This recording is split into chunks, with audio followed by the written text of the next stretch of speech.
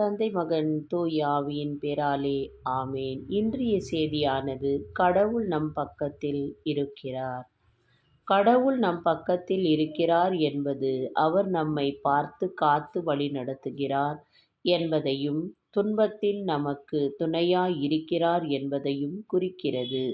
நாம் அவருடன் அன்பாலும் உண்மையாலும் பணிவுடன் இருந்தால் நம் பக்கத்தில் இருப்பார். ஏனெனில் அவர் நம்மை ஒருபோதும் கைவிட மாட்டார். எப்பொழுதும் நமக்கு தேவையானதை செய்வார்.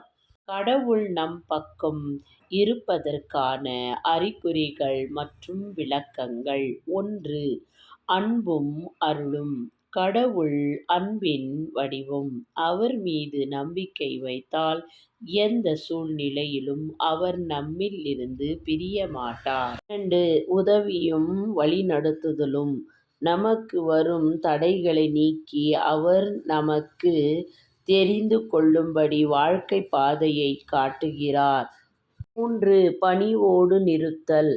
கடவுளுடன் பணிவோடு நடுங்கள் என்று பைபிள் கூறுகிறது. நாம் அவருடன் சேர்ந்து நடந்தால் அவர் நம்மோடு இருக்கிறார் என்பது உறுதி. 4. பயம் நீங்குதல். கடவுள் நம்மோடு இருந்தால் நாம் பயப்பட தேவையில்லை. ஏனென்றால் அவர் நம்மை பாதுகாப்பார். சங்கீதம் 56 உள்ளன. என்ன செய்ய வேண்டும்? அவரை நம்பினால் இயேசுவை ஏற்றுக்கொண்டு அவரிடம் இணைந்திருக்க வேண்டும்.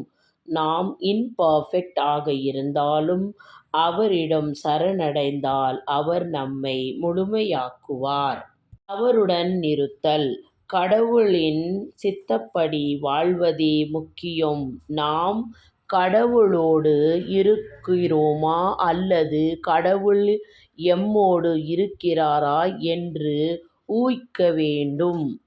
சுருக்கமாக, நாம் கடவுளுடன் நேர்மையாகவும் அன்பாகவும் பணிவாகவும் இருந்தால் அவர் எப்பொழுதும் நம் பக்கத்தில் இருக்கிறார். நமக்கு தேவையான பலத்தையும் வழிகாட்டுதலையும் தருவார். ஆமேன்.